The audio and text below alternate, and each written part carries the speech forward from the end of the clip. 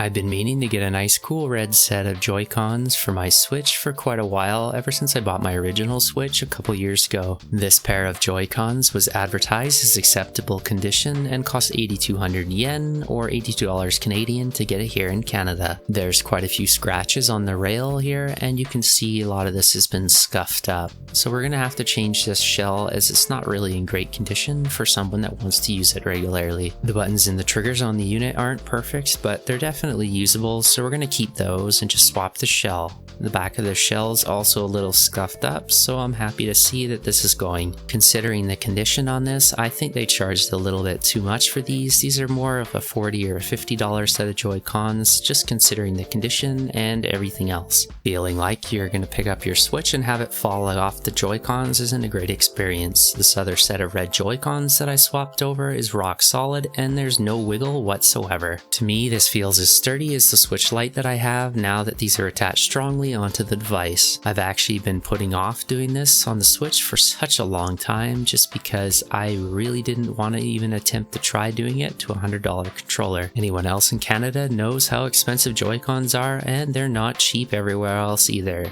The result, though, does look incredible, and I think it's well worth your time. The other thing that we need to swap to change this out to get this working correctly is this metal lock here. Those are pretty cheap, and I'll show you how to change that as well. I've tried these separately, and unfortunately the wiggle's still present, so we have to swap both to get these Joy-Cons rock solid on the device. This is going to be a long video, but I wanted to make sure I covered everything and pointed out some helpful tips so you could swap these over safely. Without further ado, let's jump right into it.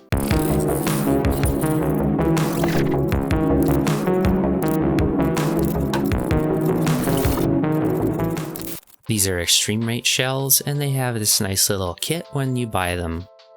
It includes a screwdriver, which I probably wouldn't recommend as I've heard quite a few people have stripped the screws by using it. There's also a couple extra screws and springs in here in case you lose the ones that are already included in your Joy-Cons.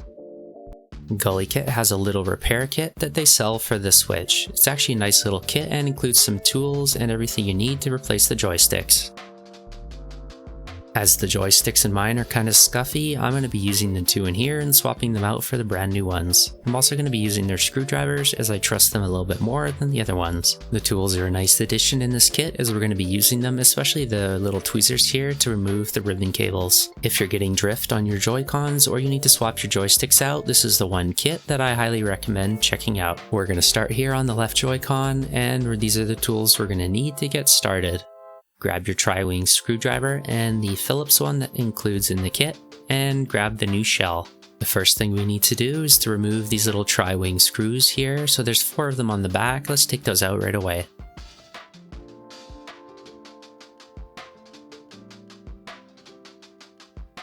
Make sure to set aside maybe 2 or 3 hours to swap your Joy-Con shells. This is a timely process. It's not extremely difficult, but it does take a lot of time to finish.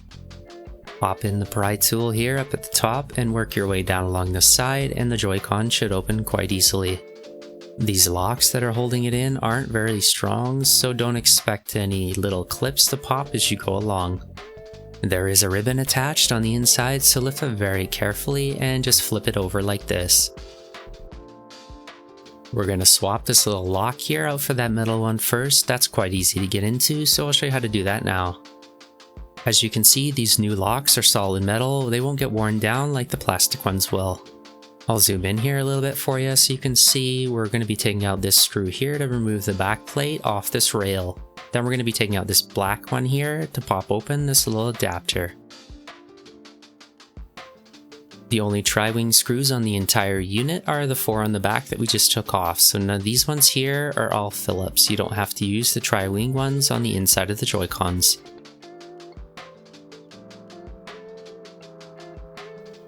We need to remove this black screw here so we can move this metal plate out of the way. Use your flat-bladed screwdriver to stick down the one side and pop this little metal plate out of the way. Don't feel bad about bending it. We're going to bend it back and stick it right back in when we're done switching the lock. Make sure to push the plate out to almost a 90-degree angle. We don't quite need that entire room there, but that should be enough to get it out. Next, use your tweezers and just pull it straight out. Be careful with this little spring so it doesn't pop out if you plan on reusing it. Grab the spring that you just popped out and stick that into the metal lock. We're going to be putting that in next, so you could use that, or you can use one from the kit if yours is worn down. The two locks in the metal locking kit are side dependent, so make sure that you're putting the right lock on the right side. Verify with the plastic one that you pulled out to make sure it matches the metal one that you're putting in.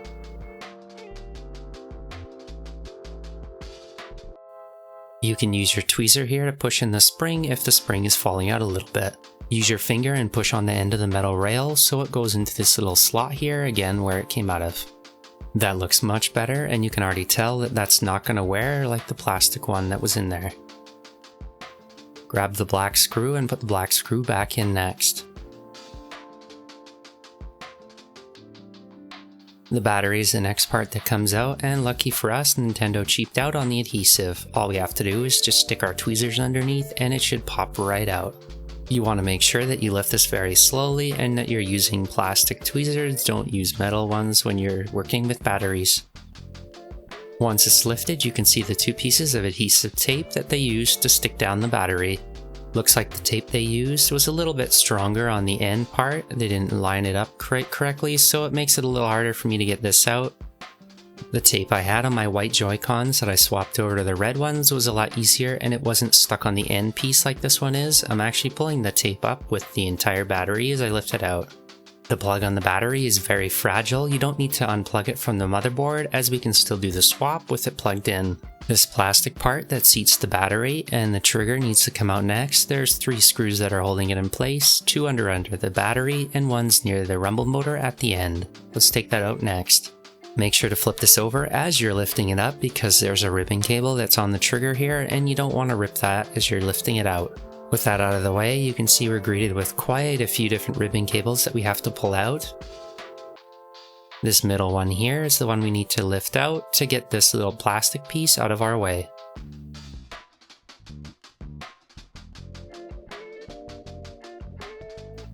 Lift the lock very gently on it, and then pull it out. This is another place that you want to make sure to use plastic tweezers, not metal ones, as you can scratch these ribbon cables quite easily. The Joy-Con is really easy to remove, so let's take that out of the way. There's 2 screws holding that in place and 1 ribbon cable. We need to get this other ribbon cable out of the way before we can remove the Joy-Con, however, so let's do that now. You could hold this out of the way and unscrew the Joy-Con, but it's probably just a lot easier to just ignore this part and take this little board out first. There's only 1 screw holding this little board on top of the Joy-Con in place. You can remove that quite easily if you want to do that first. There's this little Dustguard underneath the Joy-Con. You're going to have to probably work this Joy-Con around this thing to pull it out. It's not too difficult, just make sure to pull it up at an angle and it should come right through. It's a little tricky at first, but once you get it out of the way, it's not too bad. We're definitely going to be swapping these joysticks as they're a little mucky. I definitely don't want to be using these. The internals on this unit still look really in good shape, so I'm pretty happy with my purchase overall. Let's take out these 2 screws here and this one over on the side and remove these 2 buttons and the shoulder button as well. Make sure to take note which screws are going where, as if you put the screws in the wrong slots, you can crack the outside of the shell on the front. Let's move this out of the way and get that membrane out as well.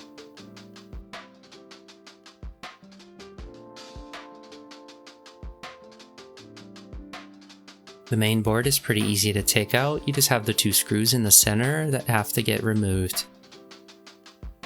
These are very specific, so make sure that you put these back in the same slots. The main board is loose now and we can lift it up, but we do need to remove the rumble motor before we lift anything else out, including the board. I don't actually want to unplug any of these as the cables are very fragile and I don't want them to snap on me. The easiest way to get the rumble motor out of the way is just use your finger and lift it up. It's a little stuck, but it should pop out quite easily.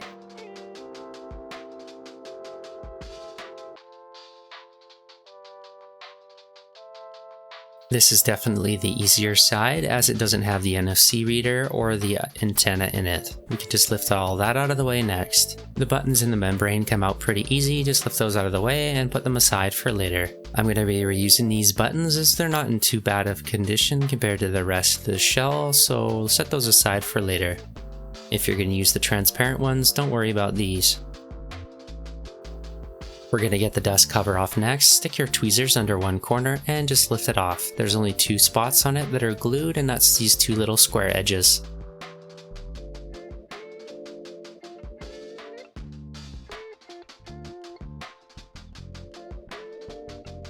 And after this is out, we're done with this Joy-Con. And there we go. I really like this atomic purple Joy-Con shell as it reminds me of the Game Boy Color I had as a kid. Make sure to put the dust cover in first and use these 2 little posts here to line it up. The glue should also be sticky still, so just use the end of your tweezers just to push down the glue a little bit so it sticks. That's not going anywhere once that's pushed down. You can get these buttons in next. They only go in one way, so just line them up and drop them in place.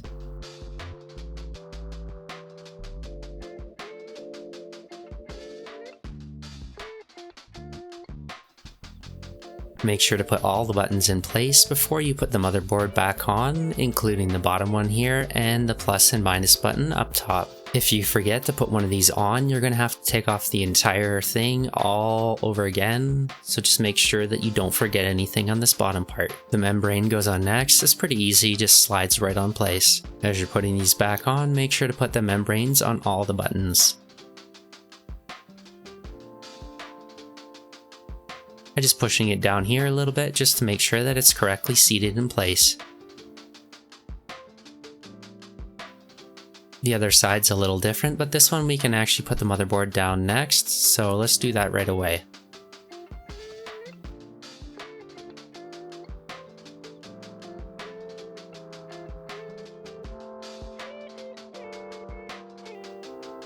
If you're worried that your screw went through, just flip it over and double check. These ones with the wide tops are the 2 that go under the board, and they should fit fine. I'm going to move the rumble motor out of the way so I can get the other screw in place as well.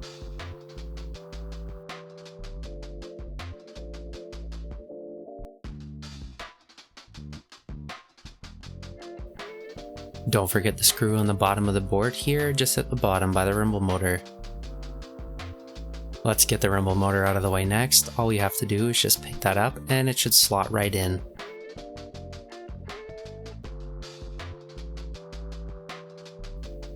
It sits in this little slot here pretty tightly so it doesn't fall out. You can really tell the Joy-Con is starting to come together now with some of these main parts back in. Give it a little push to make sure it's in the entire way before you're done with the rumble motor. Let's pop the minus button in back next with the little membrane on behind it.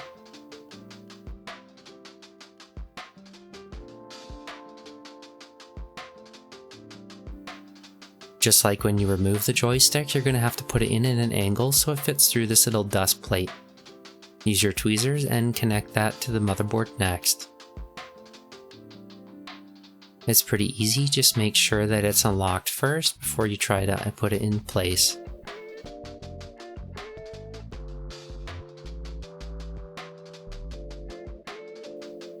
Some of these little ribbon cables are pretty finicky, just take your time and make sure it's lined up before you lock it in place.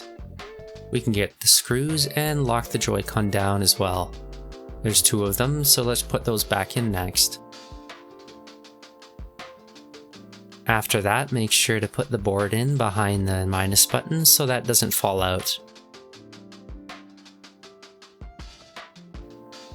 Put the 2 screws in for the bumper board beside that and make sure everything is lined up before you fully screw it down.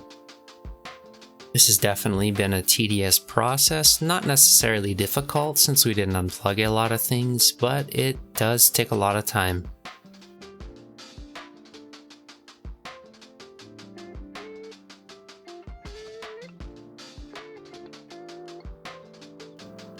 We'll connect the minus board here to the main controller board using this ribbon cable. Just grab your tweezers and slot that in place.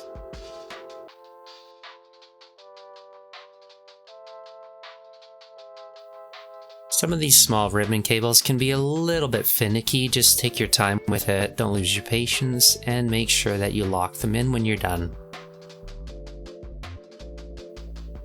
We can get the bumper on next, which is quite easy to install. All you have to do is just make sure the spring lines up to this little post on the top.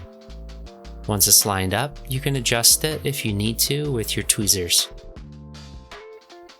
If you put the screw at the bottom here, you're going to have to take that out because that sits on the little battery tray. Then you can put that back in. There's two screws that sit under the battery. It's these ones right here. Just make sure that you put the correct screws back in place. Test the buttons as well before we move on. Removing the trigger on the old unit is a little bit of a pain, but all you have to do is just push in the sides of these and it should pop straight out.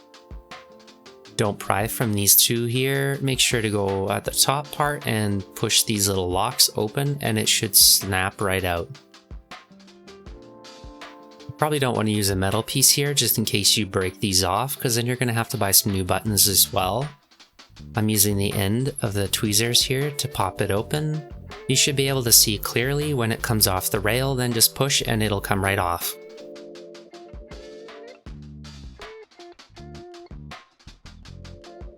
Believe it or not, I think that was probably the hardest part of this entire assembly.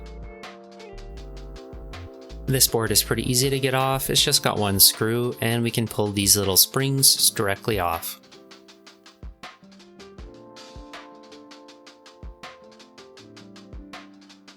And if you're like me, you just realize that you're going to have to pull off that battery tray just because I forgot to put that ribbon back on before we put it down. Luckily, it's just a couple screws, so let's take that off now so we can just swap that over right away.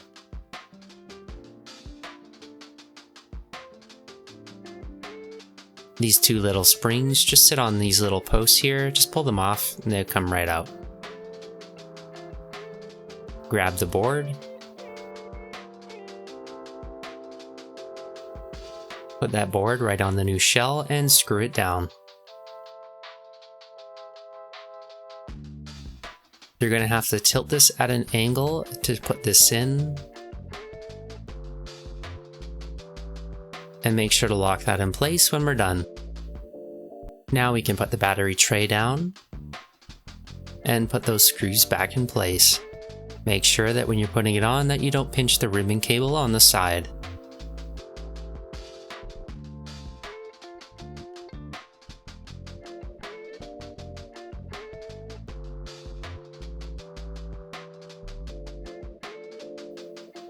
You can try peeling off the little adhesive underneath the other battery on the other shell if you can get it off. Just stick it right back on these two little square spots here. I was only able to get one piece, but that seems to fit the battery fine, so I'll put that down now. We need to grab those two little springs that we took off and stick them where the trigger goes. The two little locks on the sides of the trigger here need to fit on these posts. We also need to make sure that we get the posts on top of the little springs as well, before we push it down.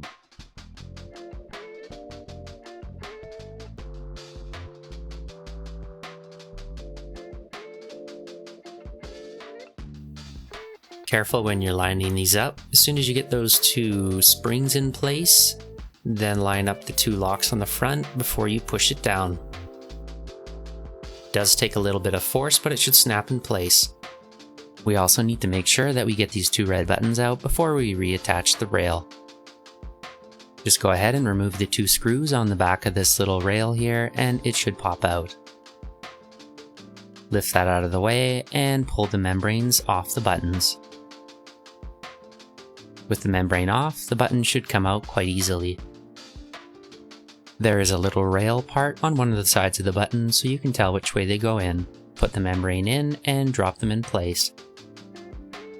Swapping these both over is pretty straightforward, and you shouldn't have any issues here. Just make sure that you're putting the right button in the right slot.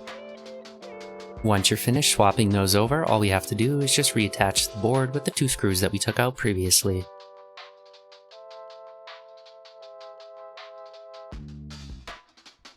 We have to attach this next to the back plate, so there's a few other things that we need to get done.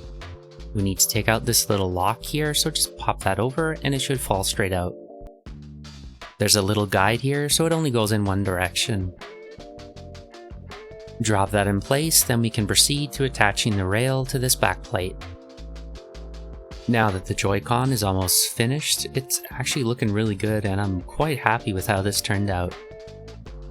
There's a little post on the back plate that lines up with the little slot on the rail. All we have to do is just line that up and put the screw in place. Just make sure that you're putting the correct screws in the correct slots. Once you've got it lined up and you're sure that it's in the correct spot and on that post, grab that screw and put it in place. The first time I put this back plate on, you can actually see that I left the red buttons on, but we already swapped those previously in the video, so don't worry about it. There's a little notch here at the top where you drop the rail into place, so it should line up with the bottom as well. When you're lining up the bottom, just make sure that you line up this little case with the rumble motor. Here's a close-up of that notch so you can see as I'm sliding it down how it slots in place. If you're noticing that the case isn't going on, chances are it's just the rumble motor at the bottom not sliding in place with the back plate. However, a slight adjustment and it should go down fine. I gotta say, this looks absolutely fantastic with this case closed. We still need to put these little tri-wing screws in the back, so let's do that next. Remember, the back is only tri-wing screws and there should only be 4 of them per Joy-Con. All I have to say is definitely take your time with this mod. It is a lengthy process, but it looks fantastic when it's done, and I highly recommend doing this to your Joy-Cons.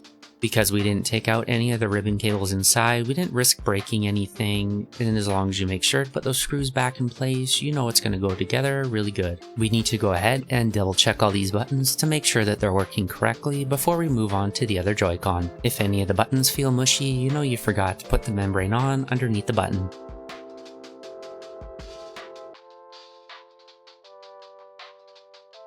The other side has a few extra parts inside that we're going to have to move, but it's following the same process, so let's get started.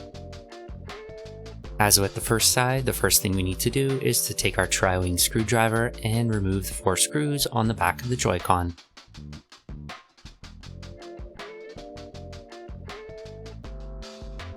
Take your pry tool next and stick it up by the trigger and work your way along the side to open the locks. Be extra careful when flipping the back cover off, as there's 2 ribbon cables on the inside on both of the Joy-Cons and we don't want to wreck that. If you look at the bottom, you can see that extra part that we're going to need to take out. Remove the 1 silver screw on the back panel to remove that. With that off, all we have to do is just to change the lock next, so we can go ahead and remove that small black screw, keeping it in place.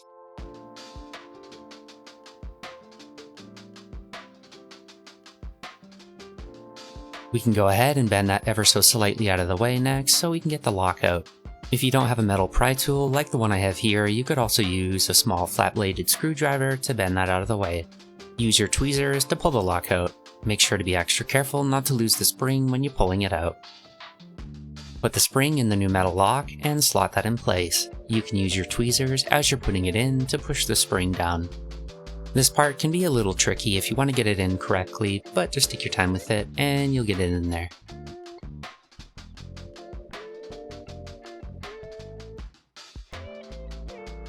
With the new lock in, all we have to do now is just bend the metal back and put that last screw back in.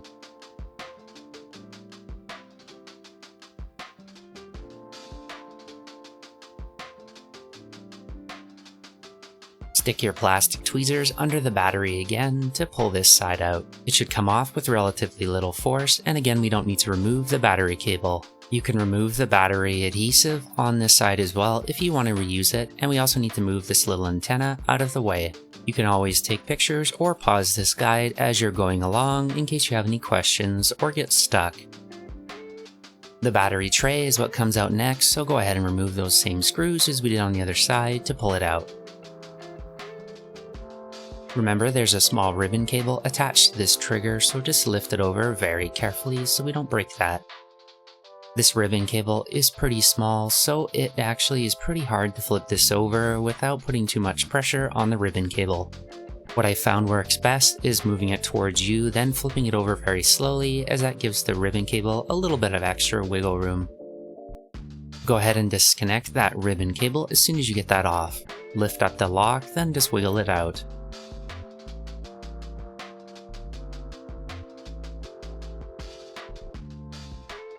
The joystick is what comes out next, so we can go ahead and remove that ribbon cable as well. Once that's unplugged, the joystick can come out directly on this side. We don't need to remove anything else to get it out of the way. That dust cover is underneath it though, so we have to lift it up on a bit of an angle to get it out. I'm also going to go ahead and remove this antenna out of the way. All we have to do is just stick our tweezers underneath it and just lift directly up, and it should lift right out. I highly recommend doing this side last, as you can get a little bit of experience doing the other side first before going on to this more difficult side.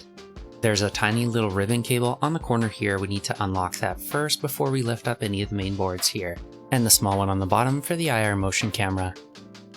If you're wondering what that little ribbon cable's for, it's actually for the antenna, which is stuck to the frame underneath the board.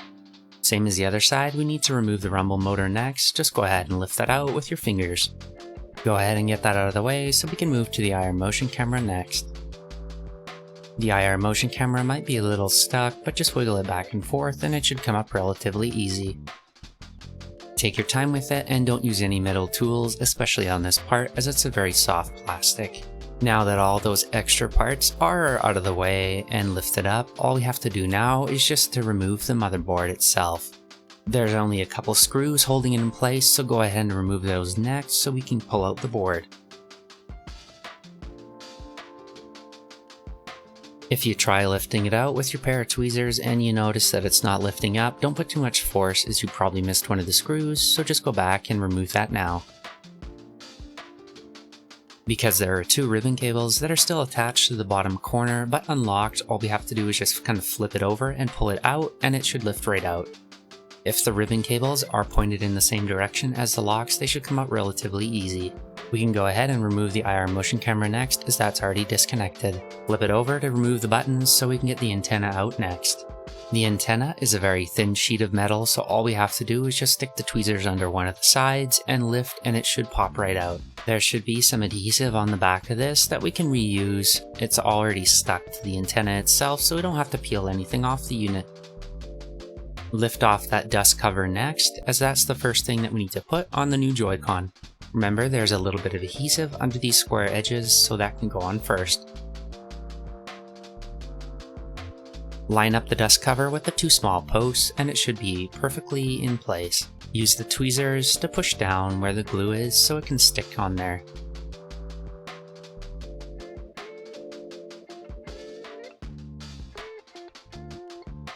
The antenna can go on next, and it should fit in place pretty easily. You can tell it's perfectly in place when it's wrapped around that little post by the Dustguard.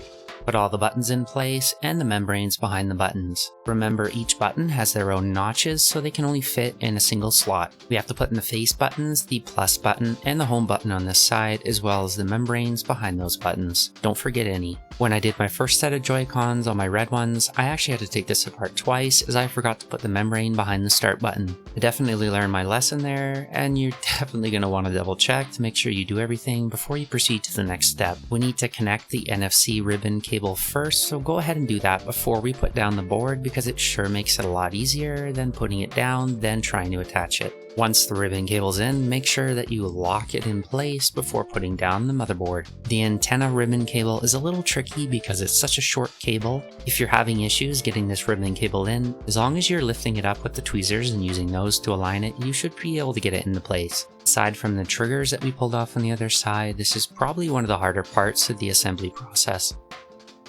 Once you're sure the ribbon cable's in place, make sure to lock it before proceeding to the next step. We can pick up the rumble motor and the NFC as well at the bottom and slot those into place next. They should be pretty easy to sit in there. The NFC reader is probably going to feel a little loose, but don't worry too much about it. With so many loose parts, we better get this motherboard screwed down, so let's do that now.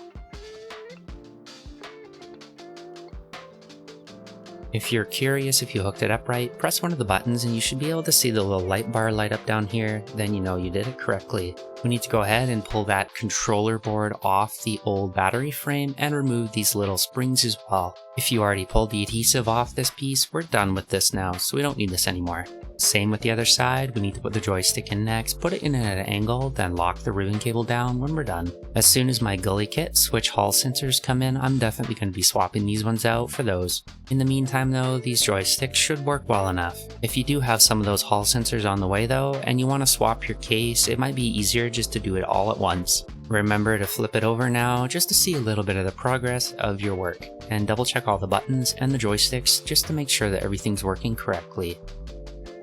The bumper can go on next, so make sure you put that spring on, line it up with the post, and slot it in place. Once it's on there, you want to make sure that you grab your tweezers and just line up that spring so it's straight in line with the post. We need to attach the trigger controller board down to the next part of the frame first before we do anything next. This is only held in place by one screw, and they're pretty small. I highly recommend using a magnetic screwdriver here, otherwise you're probably going to drop it a few times. Once that's on there, we have to reattach this ribbon cable before we put this down in place, otherwise we're going to have to lift it up again. To line up the ribbon cable easily, make sure that you're using your tweezers, as it's going to help quite a bit. I also found that if you flip this frame upside down, you get a little bit more room to work with. With that now locked in place, we have to make sure that we get the ribbon cable through this little notch on the side on the frame. You can check the bumper now too, just to make sure everything works good. Let's get those screws in so this is held in place.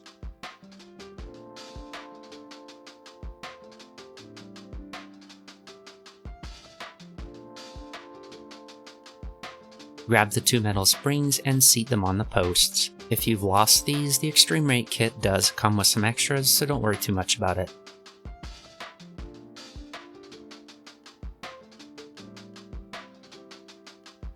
Get the trigger button off the old Joy-Con and seat it in place on this new one. Make sure that these two posts are lined up with springs and just push it down. Or you can also just use the included trigger button that they give you in the Extreme Rate kit. I wanted to keep the black buttons on the Atomic Purple kit, so I just used my old ones for this. I kind of feel like the black complements the purple rather than just having a full purple Joy-Con. I'm going to go ahead and put some of that adhesive on for my old Joy-Con before I forget. You can also just use any double-sided adhesive tape for this if you don't want to pull the old stuff off. Make sure you push down the adhesive tape with your tweezers here just so it adheres to the plastic a little better. Make sure to use the flat edge so it doesn't scratch. The antenna is also something that's unique to this side, so we gotta make sure we put that back on before we put the battery in. Wind the cable through this little guide here and slot the little PCB off in the side. This little cable can be kind of tricky to put in place, just be careful that you're not using the sharp end of the tweezers like I'm doing here unless you're very careful, otherwise you'll puncture the wire. With that done, there's only a couple parts left before the Joy-Con is complete, so let's go ahead and finish it. The battery goes in next. Give the battery just a little push so you know it sticks to the adhesive. Those little buttons underneath the light bar need to come off next, so grab your Phillips screwdriver and remove the PCB. Go ahead and lift that off with the tweezers and pull out the membranes and the buttons as well.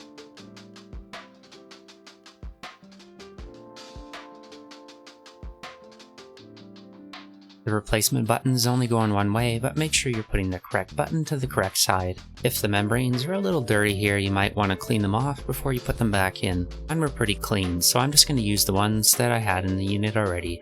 When you're done with that, put the board back in.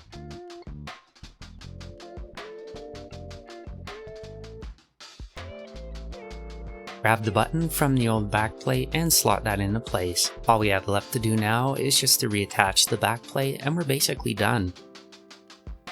Line up the two posts onto the rail and put the screw in there. Make sure to hold the rail firmly onto the backplate so it doesn't fall off when you're putting the screw in.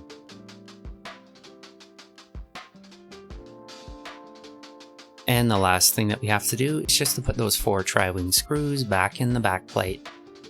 I've been putting off doing shell swaps on Joy-Cons for quite some time now. I think the results are definitely rewarding, and if you have patience, it's definitely a fun project. I was kind of concerned that the plastic from the Extreme Rate shells wasn't going to match Nintendo's quality, but I'm pleased to report that this is a good quality shell, and I think you're going to really like it. If you do end up grabbing some, let me know in the comments below which color you decided to go with. I hope you found this video guide helpful in swapping your Joy-Con shells. Make sure to subscribe so you don't miss any upcoming videos. If you have any questions regarding the shell swap, make sure to ask me in the comments below. Thanks for watching, everyone.